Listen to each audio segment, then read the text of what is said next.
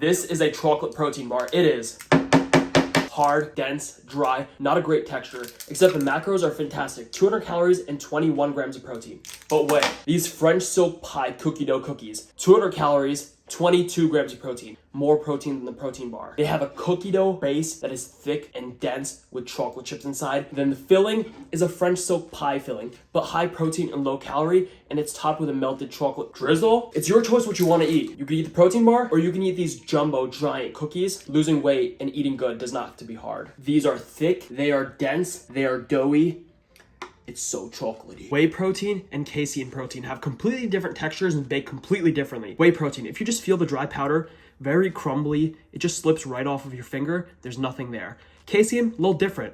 Much more powdery, much more sticky, kind of feels like flour. It gets on your finger and kind of stays there. The base of these cookies is gonna be like cookie dough. It's gonna be dense, thick, and dough. If I just use one of these protein powders, not the other, the texture would be completely different because these bake and these cook completely differently. We're using a blend, equal amounts of whey, equal amounts of casein, 20 grams of both. If I just use whey in this recipe, oh my God, it would be so soupy. Like whey, you mix it with liquid, you don't even need a lot of liquid. And it's just soupy, liquidy, runny. You would never get that thick cookie dough texture that you want. If I just use casein, let's say I used 40 grams of casein instead of 20 and 20 of each, oh my God, I would need buckets and buckets of liquid to get the right consistency because it would just be so thick, so doughy, not good either. But if I use equal amounts of both, I'm gonna get the right consistency, that thick, doughy cookie consistency, but I'm gonna also get a lot of protein because I'm using a good amount of protein powder. Next, I need 25 grams of coconut flour. It says good source of protein, so you know it's true. There's 3 grams of protein per 60 calories, and I know 3 grams doesn't sound like a lot, but when you're talking about flour and using a good amount of this stuff, the protein adds up. Also, there's a lot of fiber in this, which means it keeps you full for longer. We need 25 grams. The thing with coconut flour is it absorbs so much more liquid than regular flour. So if you use 25 grams of regular flour, this would not be like a cookie dough consistency. It wouldn't be thick enough. With coconut flour, you can use the same amount of flour as regular flour, but you just absorb so much more liquid and get it so much more thick. One of my favorite ingredients of all time, powdered peanut butter. If you don't know what powdered peanut butter is, it is one of the best ingredients ever invented by mankind. It's crazy. It's regular peanut butter, but you take all the oil in this and you ship it to Panda Express. There's a factory, peanut oil on one side, powdered peanut butter on the other side. This is literally peanut butter without the fat in it, which means it has way more protein and way less calories. It's the best. I have yet to meet someone who likes peanut butter as much as I do, and oh my God, I literally cannot live with it. This stuff is a game changer because it doesn't have all the calories, but it has that peanutty flavor that you want. It's roasted, it's nutty, 30 grams. And then my favorite sweetener, erythritol. Listen, I eat a lot of animals every single day, but at least this is plant-based, okay? So vegans, you're welcome. 24 grams.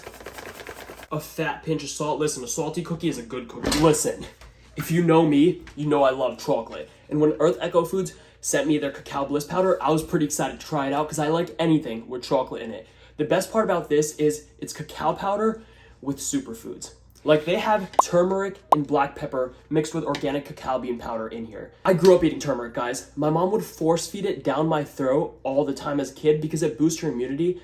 And anytime I got sick, I would have turmeric and I would feel better. And anytime I wasn't sick, she would give me turmeric to make sure I didn't get sick. It was just an immune system booster and it was awesome, except I couldn't stand it because she'd give me a glass of milk, put some turmeric in it, and it wouldn't be that good. And I'd be like, put more sugar in it. And she'd put sugar in it, and I'd be like, put more. And then it'd be a really, really sweet drink, and then I would have it. Eating that much sugar just to get turmeric in, that's not good for you.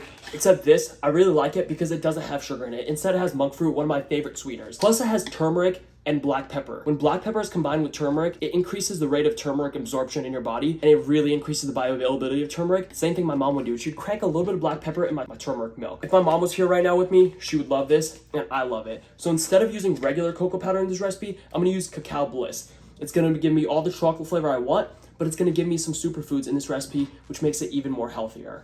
If you want to get Cacao Bliss, I'll leave a special link in the description down below. Use my code Rahul for a special discount. I'm going to use 2 scoops, which is 16 grams of this powder. That's 1, and that's 2.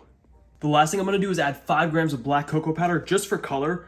Remember, black cocoa powder does not taste like chocolate. Think of an Oreo is black. It does not taste like chocolate at all. All the chocolate flavor is coming from Cacao Bliss, and the black cocoa powder is just gonna make this a deep, dark, rich color. I wanna add 2 packs of sweetener to this just because I like things pretty sweet. I know I'm sweet enough, but not now. Mix this all together. To add even more protein into this, I'm gonna go in with some thick Greek yogurt. You want to keep mixing until you have a consistency that looks like this. Thick dough. Honestly, this by itself is awesome, but we're making cookie dough pie cookies, which means These need to turn to cookies. It can't just be a bowl of cookie dough. Put it in the fridge for like 10 minutes so it gets a little bit colder, less sticky, easier to work with. Let's make the filling. We're gonna start with 1 scoop, 8 grams of cacao bliss, 10 grams of just casein protein powder, no way. We just want this frosting real thick.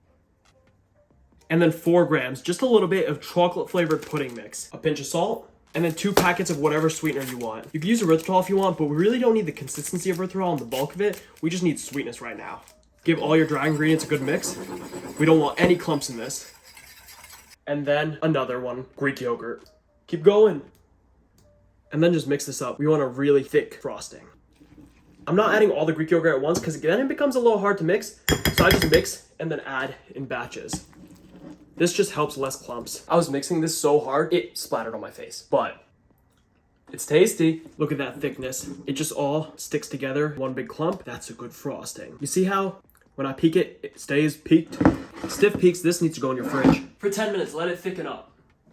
Before I forget, this needs 15 grams of mini chocolate chips put in it. Fold this in.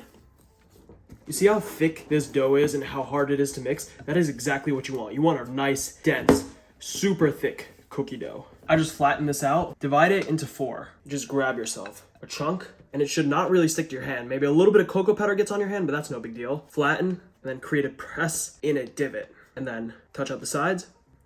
I saved a little bit of chocolate chips to press in to the side, and I also greased a little bowl with a little bit of oil. I'm just gonna press in. That's gonna help me create that divot. Perfect. Let these chill in your fridge with the mousse for 10 more minutes. Let everything firm up and get cold together, and then we'll assemble. The mousse has been chilled. I thought I had Ziploc bags. I don't. I have flour tortillas though, and I had 2 bags of these. I combine them into 1 bag. I'm gonna use this to pipe. Resourceful. This is so thick, it's not going anywhere. Get in there. Cut the tip, circumcise the bag, and then just squeeze. What? What is happening? What? White bread bag. Resourceful. I combine bread. Perfect. I have some hot boiling water in here, and I just put a little bit of chocolate in a bowl and stirred it until it melted. This is dark chocolate. Once it melts beautifully like this, it's 15 grams. Just drizzle it on your cookies. And then take this and put it in your freezer for just a couple minutes so that chocolate hardens. Check out my cookbook, link in the description. It has over 100 recipes and I'm constantly updating it, so when you buy it once, you get all future updates for free. These cookie dough French soak pie cookie. 208 calories per cookie and 22 grams of protein. That means there's more than 1 gram of protein per 10 calories. That's the golden ratio. 18 grams of carbs per cookie and 5 grams of fat. It's literally equivalent to eating a protein bar, except you get to eat a thick, dense, doughy cookie. Which one should we try? This one is calling my name. It's thick, it's dense, it's doughy. It's so good. It is dense, it is so rich, it is so chocolatey. It is crazy how there are superfoods in this cookie and you can't taste it at all. I'll see you in the next video. The bite marks go crazy.